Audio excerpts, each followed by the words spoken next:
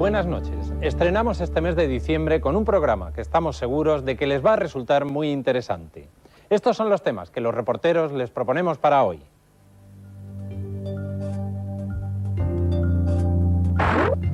Una crisis económica vuelve a sacar a la luz el Palmar de Troya. Les mostraremos en un intenso trabajo las multimillonarias cuentas, los ritos y el lado oscuro de la iglesia del Papa Clemente.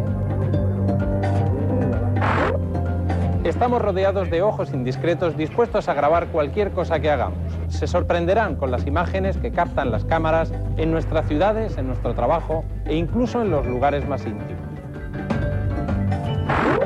El SIDA ha dejado de ser mortal, pero sigue extendiéndose. Lo que no remite es el rechazo social que sigue provocando. Escucharemos el testimonio de algunos enfermos. Lo había cogido por toxicomanía, por pincharme con jeringuilla. Hace 32 años dijeron que hubo apariciones místicas cerca de Utrera. Hace 25 fundaron la orden y la llamaron los Carmelitas de la Santa Faz. Hace 22 nombraron a su propio papa.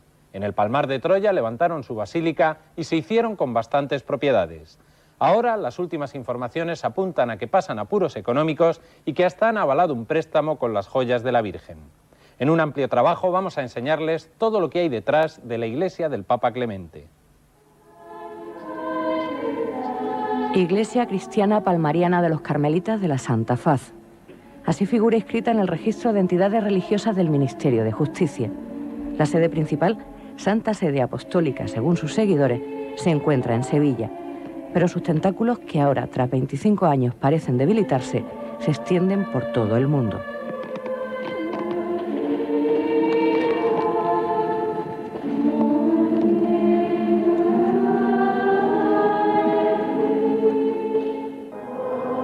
Es, con mayúscula, el cisma español de la Iglesia Católica, Apostólica y Romana. Ha sufrido todo tipo de análisis, ataques y burlas. Posee y administra un abultado capital de muchos millones de pesetas. Cuenta con varios miles de fieles de todas las procedencias. Con los años ha acabado por asentarse en una tierra tan milagrera como la nuestra, ante la indiferencia de la mayoría, y convirtiéndose en un pequeño imperio aislado del mundo por gruesos muros. Interior críptico que es la iglesia del Palmar de Troya.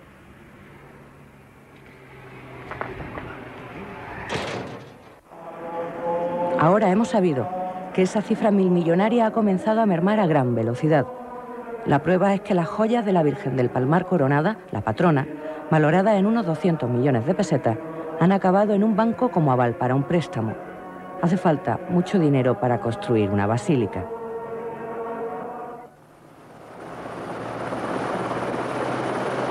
Estas 2 hectáreas de terreno, en las que hoy se levanta lo que pretende ser la competencia del Vaticano, eran hace 32 años la finca La Alcaparrosa, del poblado del Palmar de Troya, una pedanía del municipio sevillano de Utrera. Aquí comenzaron las supuestas apariciones de la Virgen del Carmen a 4 niñas en la primavera del 68. Y hasta aquí llegaron un día el sevillano Clemente Domínguez Gómez y el extremeño Manuel Alonso Corral, 2 veinteañeros que trabajaban hasta entonces para la obra de San Juan de Dios.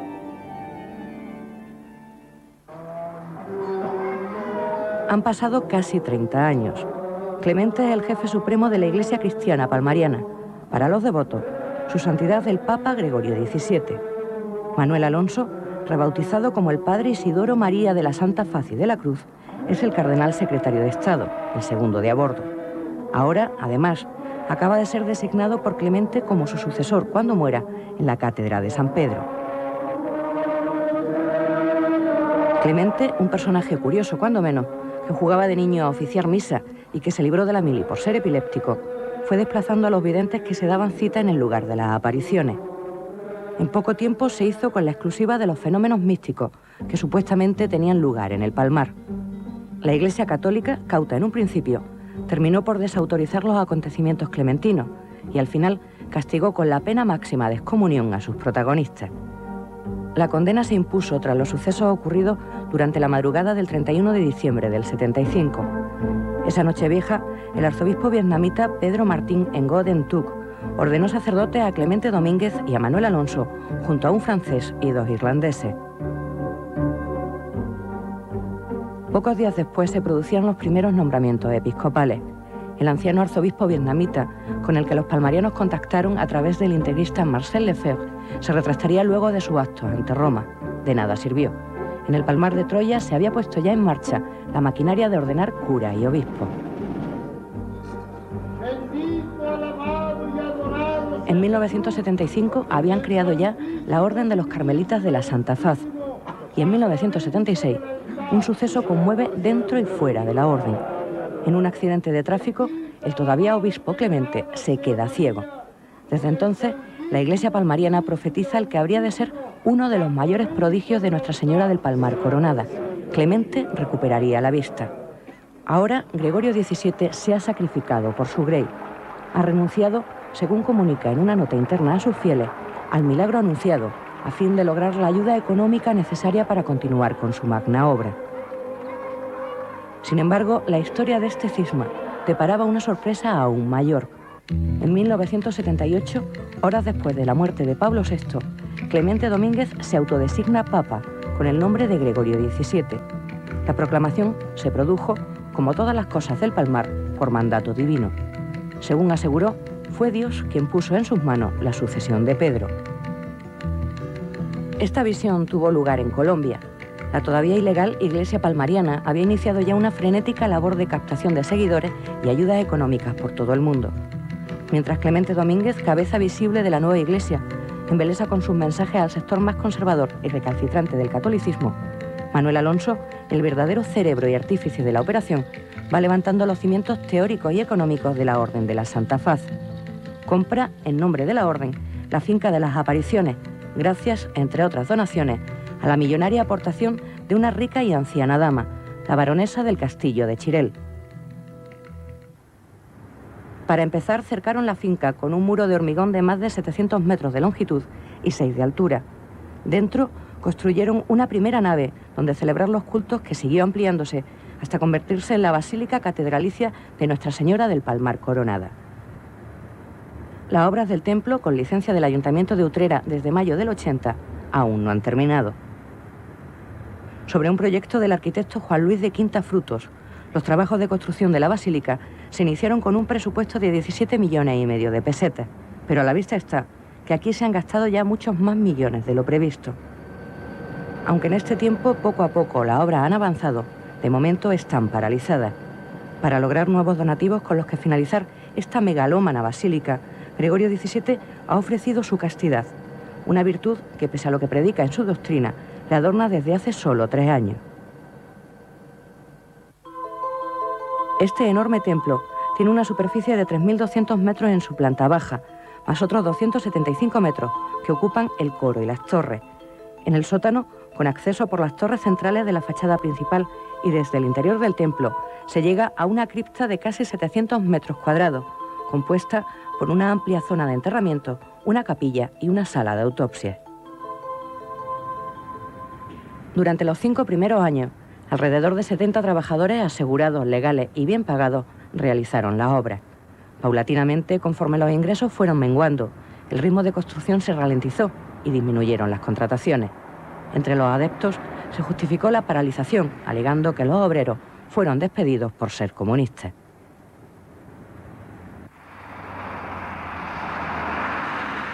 Hasta la Basílica del Palmar llega cada tarde, en torno a las 5, una decena de furgonetas cargadas de miembros de la orden para celebrar sus ritos religiosos.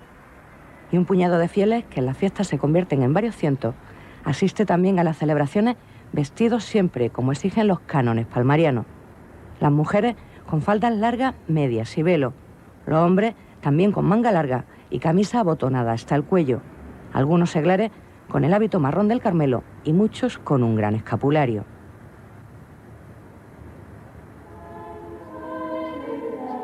Varios sacerdotes ofician a un tiempo en diversos altares y siempre de espaldas a los fieles.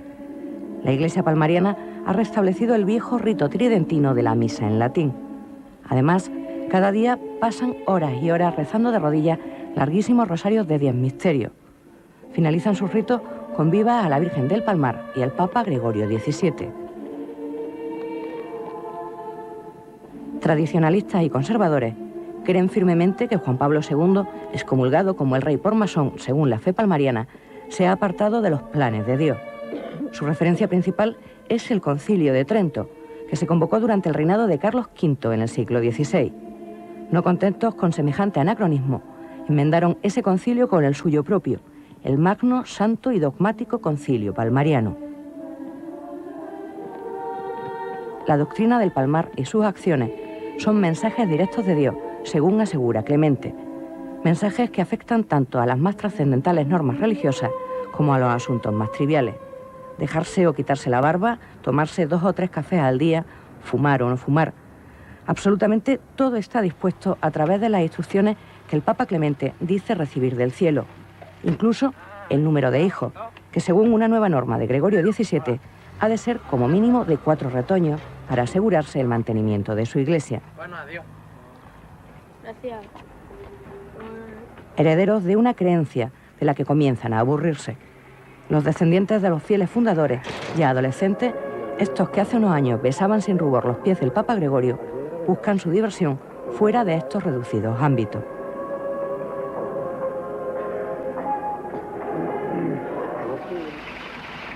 Ajena a esa realidad, cada tarde a las 4, sale desde Sevilla, donde residen los miembros de la Orden, una caravana de vehículos que los lleva hasta el Palmar. Así ocurría cuando grabamos estas imágenes en 1991.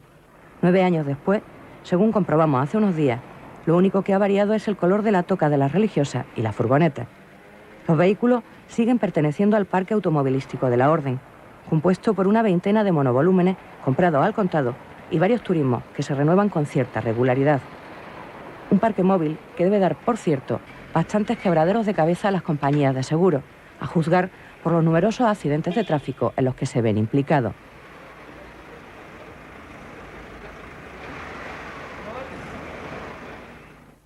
En el casco antiguo de Sevilla, en los alrededores de la plaza del museo, los miembros de la Orden de la Santa Faz tienen una decena de casas de su propiedad y otra media docena alquiladas. Un patrimonio inmobiliario que, según los actuales valores del mercado, podría superar los 9.500 millones de pesetas. Las viviendas donde habitan los miembros de la Orden permanecen cerradas a cal y canto. Solo abren sus puertas para permitir las salidas y entradas de los carmelitas en su trasiego constante por las calles de la ciudad o para dar a mediodía comida a los indigentes. Ellos nunca van solos, como mínimo 2, y si son más, siempre en fila por la acera. Así, es fácil verlos comprando o en el edificio de correo, cita diaria para recoger la numerosa correspondencia proveniente sobre todo del extranjero. No faltan tampoco a su obligada visita a los bancos, donde mantienen numerosas cuentas corrientes.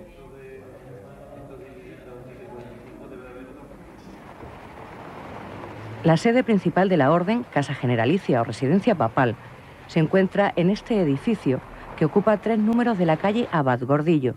Su interior fue reconstruido totalmente y unido por las traseras con otros 2 inmuebles que tienen en la paralela calle de San Vicente. Un perfecto rectángulo de 1.400 metros cuadrados en pleno centro de Sevilla. Aquí viven Clemente Domínguez, Manuel Alonso Corral y Carmelo Pacheco Sánchez, el tercer miembro de la troika dirigente palmariana, hasta el reciente ascenso de un murciano, el padre Sergio. Se mudaron desde la Casa Generalicia inicial en la cercana calle Rede. Comparten vivienda con el alto mando religioso, el resto de los gerifaltes. Pero ninguno de ellos va a diario a la basílica. En estas casas de Sevilla también disponen de altares y capillas en los que rezar. Los altos mandatarios solo van al templo en fechas muy señaladas, que coinciden casi siempre con las grandes peregrinaciones, como en Semana Santa, días que conmemoran con gran boato sacando 15 pasos en procesión.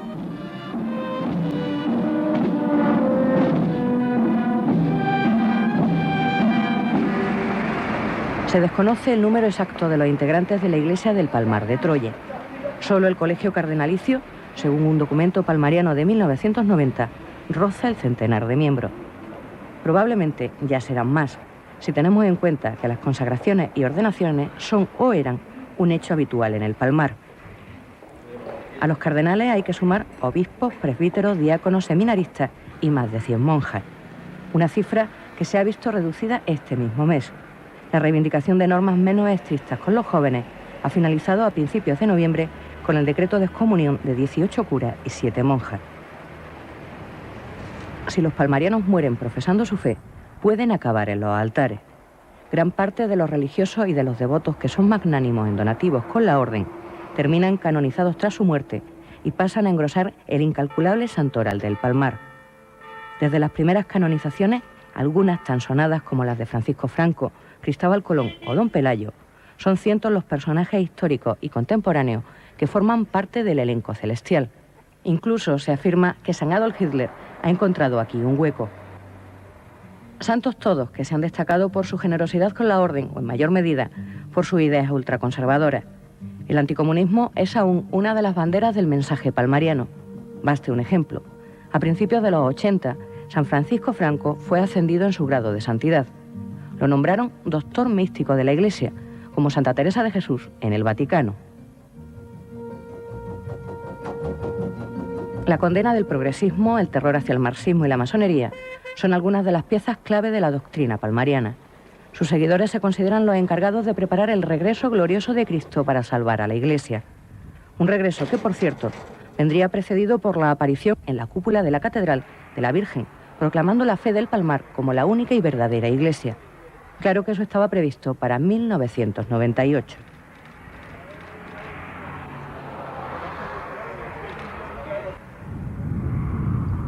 En el poblado del Palmar de Troya, a 1 kilómetro de la Basílica, la iglesia de Clemente posee más de una docena de viviendas. Esta es la calle Padre Talavera, casi tomada por seglares de la orden.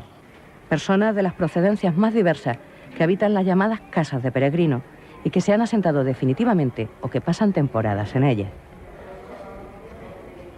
Todas las propiedades de la iglesia palmariana figuraban a nombre de Manuel Alonso Corral, a excepción de unos cuantos inmuebles inscritos a nombre de Clemente Domínguezín III. En ocasiones han realizado extrañas operaciones de compra-venta entre ellos mismos, según figura en documentos del registro de la propiedad. En el 89, después de una sentencia del Tribunal Supremo que autorizaba la inscripción de la Iglesia Cristiana Palmariana en el registro de entidades religiosas, los dueños, asfixiados por el fisco, cedieron el dominio de todos los bienes a su iglesia. A finales de los 80, Manuel Alonso Corral comenzó a tener problemas con la hacienda pública, apremios y amenazas de embargo. Antes, en el 86, el llamado secretario de Estado tenía una deuda con Hacienda por el impuesto sobre la renta de casi 90 millones de pesetas. Eso puede dar idea del volumen de capital que manejaba. La pregunta que siempre está en el aire es cómo se ha financiado hasta ahora la iglesia palmariana, de dónde procede el flujo de millones que maneja. Es otro de sus lados oscuros.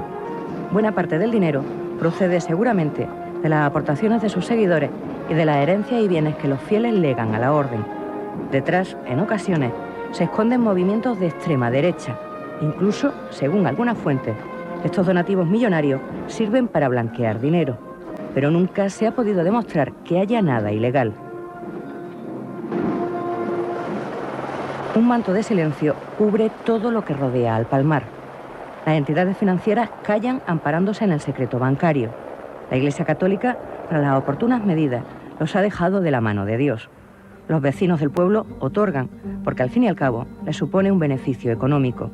Ningún médico ha aclarado algo sobre las curaciones practicadas a miembros de la orden, heridos tras graves manipulaciones en sus órganos sexuales para preservar la castidad, como se ha denunciado en repetidas ocasiones.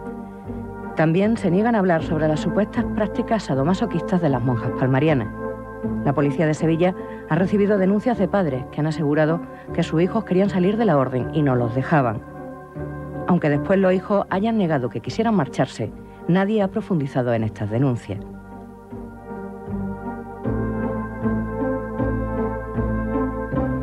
Hace 4 años, cuando se grabaron estas imágenes en un hotel sevillano, la iglesia palmariana anunció su intención de ampliar sus instalaciones con la construcción en un anexo de la finca de un colegio, un hospital y una residencia de ancianos.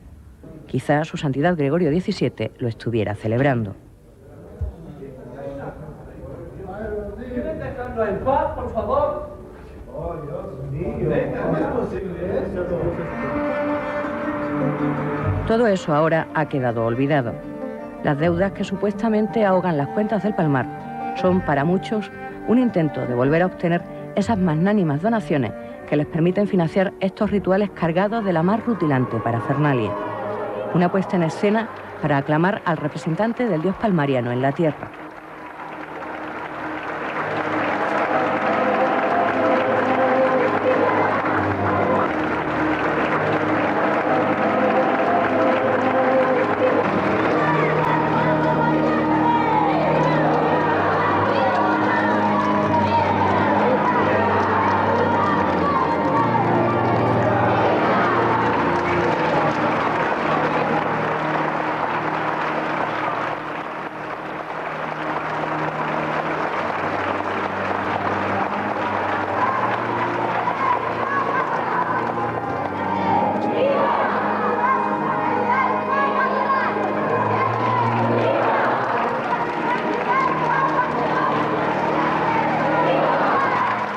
Clemente Domínguez, Gregorio XVII ante sus fieles.